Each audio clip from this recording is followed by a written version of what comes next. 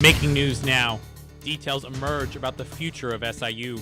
Carbondale protesters speak out against the GOP, and a former president has choice words for the current administration. Live from Southern Illinois University, this is River Region Evening Edition. Major changes could be coming to the structure of SIU. Good evening, I'm Jeremy Sneed. And I'm Taylor Vessel. SIU's chancellor explained the beginning of those changes earlier today. A potential future for SIU.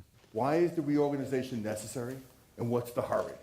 Presented as a rough draft by Chancellor Carlo Montemagno, the plan shows an SIU overhaul, going from 8 colleges and 42 schools and departments to 5 colleges and 18 schools. This change in structure has the ability to enable our faculty to develop the programs they dream of. But who will be around to realize those dreams? There will be no layoffs of faculty or staff tied to the academic reorganization.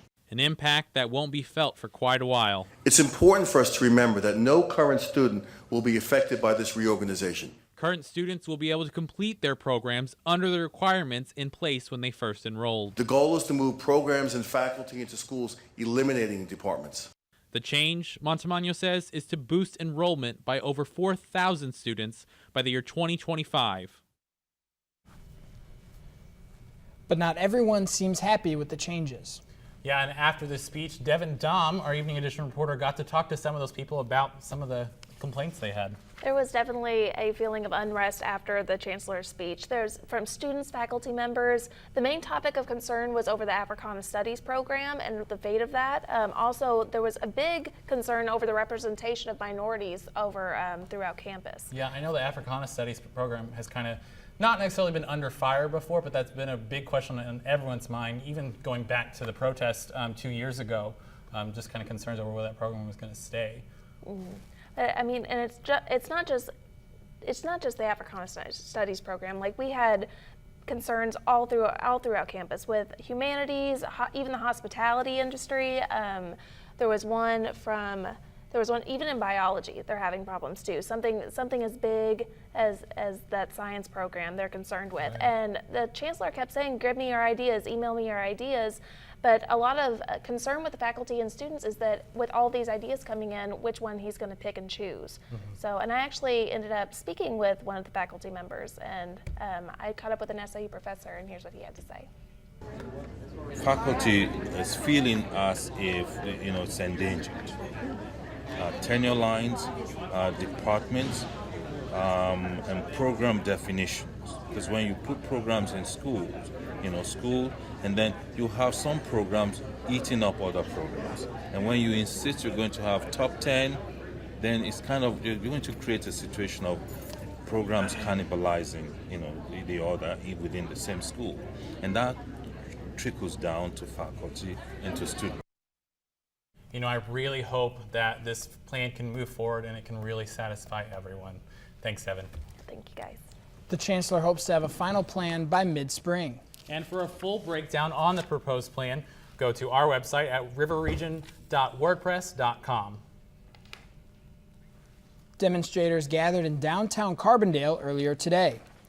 The group expressed their opinions on the repeal of Obamacare and the latest plans for tax reform. Protesters called upon the GOP to back the bipartisan health care deal currently on Capitol Hill. While President Trump hasn't been clear on his stance, one demonstrator was. I think that Trump really doesn't care what happens as long as he's got something to put in the win category. He has come out and said that he's sabotaging the ACA. Now, I mean, to him, then maybe that's just a concept, but to me, that's people. Top GOP leaders continued to encourage the president to back the deal. The ACLU is asking the federal courts to step in and stop what it says are unconstitutional actions against protesters demonstrating against the Jason Stockley verdict. Stockley is the former St. Louis police officer acquitted in the shooting death of an African-American man. Some saying that they were pepper sprayed during the protest on the day Stockley verdict was announced, even after they were cooperating with police. Others said they never heard a dispersal order at all or were pepper sprayed while lying on the ground with their hands zip tied behind their backs. We ask police to do a difficult job, but we also allow them to detain individuals, to arrest individuals, to use force, and in some cases use deadly force. Because of those awesome responsibilities and the mandate and authority we give them, it is essential. We as St. Louisan, we as Missourians and Americans can expect and demand that our police do their jobs appropriately, constitutionally. Stockley was acquitted early last month. Another Democrat has thrown his hat in the ring for Illinois Attorney General. Jesse Ruiz formally announced his campaign yesterday for the highest law position in Illinois. Ruiz is a Chicago lawyer and president of the city's Park District Board. He says he was motivated to run by President Trump's comments on immigrants and minority rights. Those comments, according to the Chicago Tribune. He joins 4 other Democratic candidates and 1 Republican in the race. And while it's deep into October, it definitely doesn't feel like it. No, it's cold in the mornings, and then I have to take off that jacket by the afternoons. But Madeline, can you give us a look at what we're going to see the next few days? Thank you, Taylor. Thank you, Jeremy. Well, tonight we will be seeing some clear skies, and we'll have temperatures of 49 degrees. Tomorrow we'll have some clouds, and it'll still be 49, but around midday it will warm up to 73 degrees, even though those clouds will be sticking around. Coming up in our headlines, we see that we will be having some rainy days ahead. We'll take a look at our weekend outlook, your 5-day forecast, and more. Former Ziegler treasurer pled not guilty in federal court earlier today. According to the Southern Illinoisan, Ryan Thorpe pled not guilty to 2 counts of wire fraud and 3 counts of embezzlement. Thorpe has been indicted on embezzlement charges, allegedly stealing over $300,000. A trial is set for December 26th, and Thorpe could face up to 80 years in prison. Johnston City Police are searching for a suspect who robbed a Casey's General Store in Johnston City late Tuesday night. The man shown in these photos held the clerk at gunpoint before leaving the store on foot heading north. The suspect is a white male between 5 foot and 5'5" tall. He was wearing a gray hoodie and blue jeans with rips on the upper thighs and carrying an olive book bag. The Johnston City Police Department is asking for help in identifying the suspect. And ahead on Evening Edition, former President Bush speaks out about recent events in the U.S. But first, the Florida governor declares a state of emergency ahead of a white supremacist speaker. You're watching Evening Edition at 5. White supremacist Richard Spencer spoke at the University of Florida earlier today, an event that sparked Governor Rick Scott to preemptively declare a state of emergency. Security is high at the event, and protesters have gathered on campus. A verbal demonstration by protesters during a speech by white supremacist Richard Spencer at the University of Florida. Well, I'm not going home. You know that what I am saying is going to change the world, and therefore you all want to stop it. You're going to fail. While protesters marched on campus outside the event, Governor Rick Scott has declared a state of emergency for Alachua County following requests from local law enforcement. The university has also ramped up security, spending an estimated $600,000 on safety precautions. We're taking the equivalent of 1,000 tuitions and investing in security because of his followers. All moves in hopes of avoiding the deadly events that unfolded in Charlottesville in August. One woman was killed and more than a dozen injured when a car plowed through a group of counter-protesters demonstrating against a white nationalist rally. Some schools have since refused to host Spencer out of security concerns. Back in August, the University of Florida originally declined Spencer's request to speak due to threats of violence, but allowed today's event, stressing the school's commitment to free speech. I think in reality, his words have absolutely no value. The one thing that comes out of this, though, is that it's prompting a great discussion around race and religion and the value of a diversity of that on a university campus. In Gainesville, Florida, I'm Omar Jimenez. As a public university, Florida is prohibited from stopping the event based on the contents or views of the speech. The university provided a permit for Spencer to speak, but the event is unaffiliated with the school, and no student groups sponsored the speech or invited Spencer. Former President George W. Bush takes a strong stance against bigotry and white supremacy. Bush spoke in New York this morning at his namesake institute, and while he did not mention President Trump by name, the 41st president also condemned what he called the bullying tactics of U.S. leaders. And our young people need positive role models.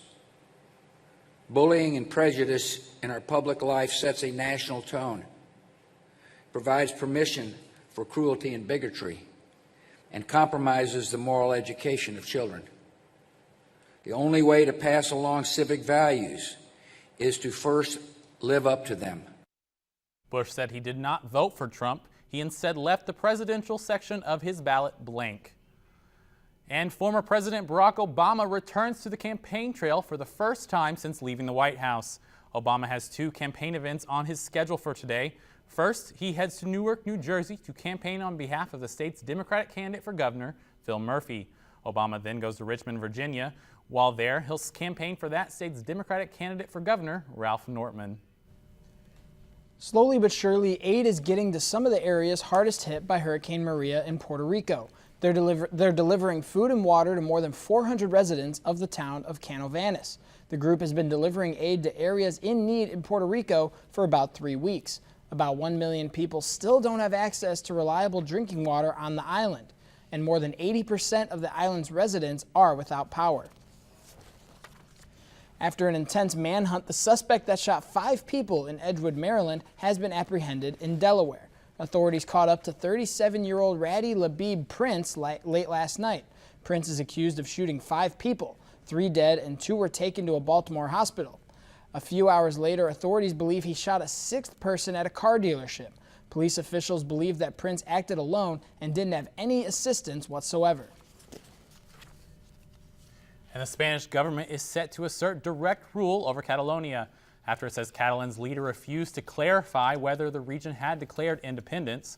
In a statement, the Spanish government has said it will trigger Article 155 of the Constitution, which gives the Spanish government the power to enforce the laws in the autonomous regions by any measures necessary.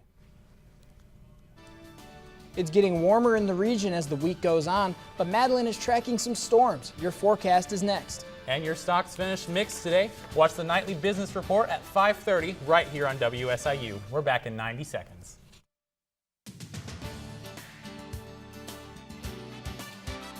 So I don't even own an umbrella, so seeing that Monday, Tuesday, Sunday, all those rain clouds kind of makes me nervous.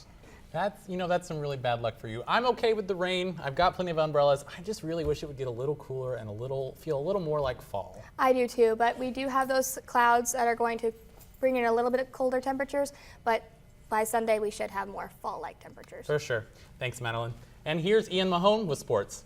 And what was it? One of the Bulls' teammates is suspended for tonight's opener, right? Yeah, he allegedly had sucker punched the starting power forward, which is Nikola Mirotic, and he's suspended for 8 games. So hopefully we can find a way to work around that problem and win some games. Absolutely.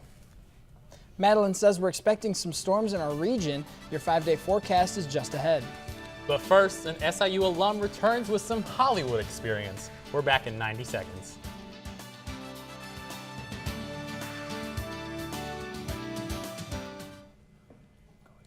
SIU alumnus Michael Cioni left the university in 2001. He started his career in the film industry as an assistant editor and returns to SIU as the Senior Vice President of Innovation at Panavision, a worldwide camera rental company. He visited campus today to give a presentation on a camera his company calls the Millennium DXL. Cioni credits his time at SIU for what got him where he is today because his professors taught him digital post-production and high-definition cameras before they were popular in the film industry. We were taking advantage of the Alt News program, which we sort of created and managed, and we were using that program to sort of take our own experiments, which allowed us to go to Hollywood and show them what we learned while working here at SIU. Cioni is a founding member of WSIU show Alt News, which remains a leading program at SIU today. He definitely started us out, in a time that wasn't necessarily big on, student-made media, but he made us grow, and we're now, a very recognized brand. Alt News 2646, airs in 5 states, reaches potentially up to 3 million different viewers, and definitely has, collected its awards over the year. Cioni will have more student-focused sessions in SIU's communications building tomorrow at 2 and 4 p.m. Maybe the next couple of days would be a good day to get out with that camera, but I don't think early next week will. What are we looking at in weather, Madeline? Well, for this weekend, we are going to experience some high 70s for the temperatures, but on Saturday, after that sun goes away, it's going to bring in some rain on Sunday, Monday, and Tuesday, and we're going to look at some dropping from 70 to about the low 60s instead. We're going to look at our lows, and they'll probably be in the 50s, and then they're going to drop to the 40s. For sure. All right. Well, thank you, Madeline. And thank you for joining us tonight. Follow us on Facebook and Twitter at River Region News. Our webpage is riverregionnews.wordpress.com. I'm Jeremy Sneed. And I'm Taylor Vessel. For Madeline Parker, Eon Mahone, and all the students who work on Evening Edition, good night.